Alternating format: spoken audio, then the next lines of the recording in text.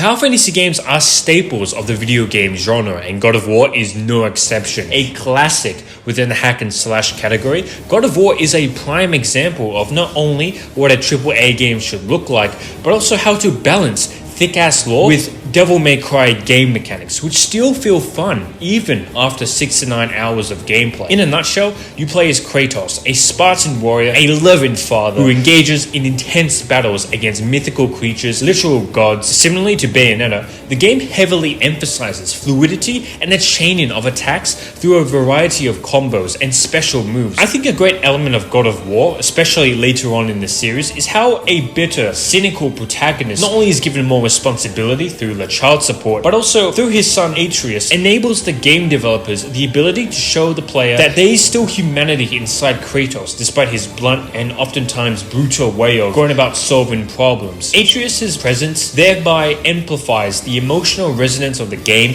and creates a deeper emotional investment in the game's narrative and its characters. But what if the story was the least of your concerns, and you just want to beat the shit out of anything that moves on the screen? Godhand, a game released in 2006 by Clover Studio, truly a hidden gem in the sea of power fantasy games with game mechanics so deep it's deeper than the Marinara Trench. Godhand is like Sifu on crack. Its counter system emphasizes timing and precision. It does reward the player for successfully predicting enemy attacks and countering with, the Wing Chun 1-2 buckle my shoe. The game features a wide array of punches, kicks, dodges, and special moves that can be chained together to create devastating combos, and once mastered, can provide some of gaming's most entertaining content to watch and engage in. Moreover, Godreal grants the player temporary power-up bonuses such as increased attack speed or enhanced damage. These bonuses empower the players to unleash devastating assaults and turn the tide of the battle in their favor. And then there's Ninjagaiden. Starting off as a mere 2D platformer on the NES, Team Ninja in 2004 just went nuts to butts and just turned it around and released one of gaming's most famous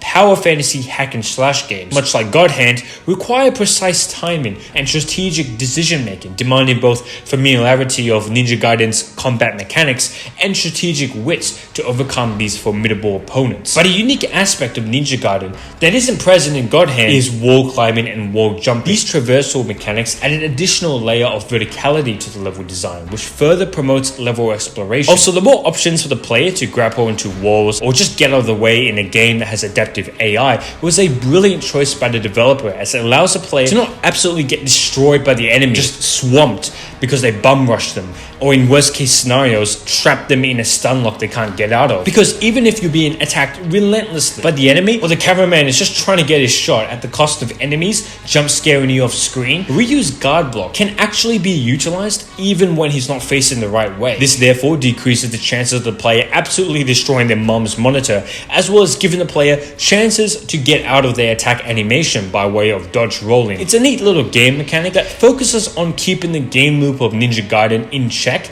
as well as decreasing the chances of players rage quitting and just refunding the game. Speaking of game loops, Warhammer 40k Bolt Gun is an exceptional Doom-like game that takes the core concepts of the original Doom 1995 but adds a Warhammer zest to it. I feel like the lore of Warhammer 40k, man, it's ripe for FPS games, especially one that is heavily inspired by what was set in stone by Doom, even down to the overall level design being very intricate and at times maze-like. I think the best part of Bolt Gun is their attention to detail, the fan service, from contempt pickups, which increases the player's contempt meter and thereby their resilience to the enemy attacks, to actually making the Space Marine read the Codex Asteroids as a taunt. Clearly, culture developers right here, they respect the source material, and I am all for it.